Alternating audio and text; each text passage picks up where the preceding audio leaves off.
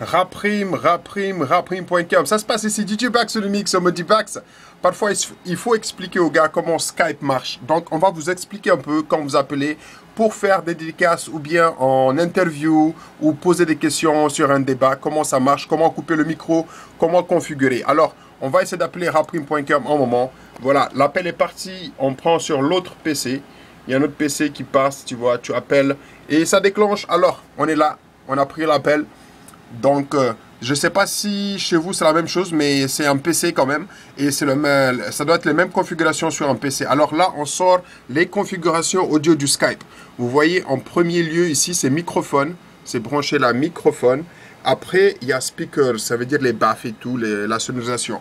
Donc, pour régler ton microphone, tu vas juste là, tu descends 7 barres et tu vas voir, il y a une configuration. Chez moi, il y en a beaucoup parce que j'ai une grande carte de son, plusieurs pistes. Mais chez toi, normalement, il doit y avoir une ou deux, Et tu cliques pour prendre la configuration de ton PC pour que ça marche. Et après, tu vas voir ici, juste là où je clique là, en bas, automatique ajustement microphone setting. Ça veut dire que l'ajustement automatique de ton microphone. Et tu veux pas ça parfois.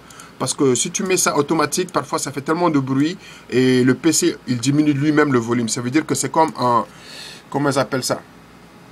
Quelque chose qui dit un silencieux. Donc plus tu fais du bruit, plus ça va en bas, moins de bruit, plus ça augmente. Donc essaie de voir le volume toi-même que tu veux régler. Et si c'est cool, donc laisse bien et, mémorise.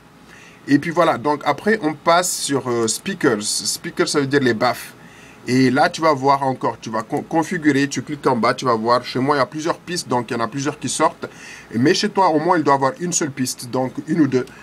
Choisis la piste que tu veux et normalement, tout doit marcher. Ça doit être OK. Tu cliques sur Close, fermer ici, ça ferme. Et voilà, normalement, ton Skype est réglé. Tu peux appeler toujours le Skype test. N'oublie pas que Skype te donne une manière de tester ton appel pour voir si ça marche ou pas. Et après, tu peux faire des configurations.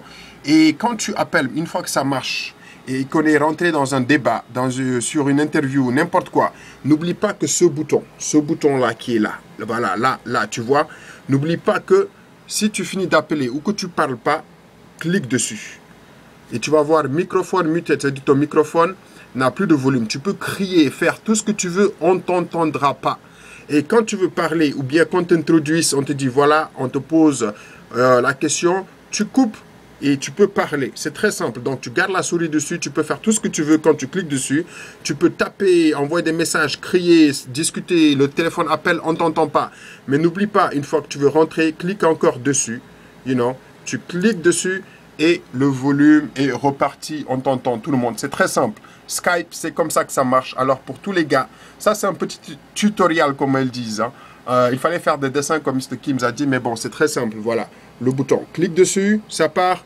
Clique dessus, on t'entend. Raprim.com, ça se passe ici. DJ Bax, all day baby.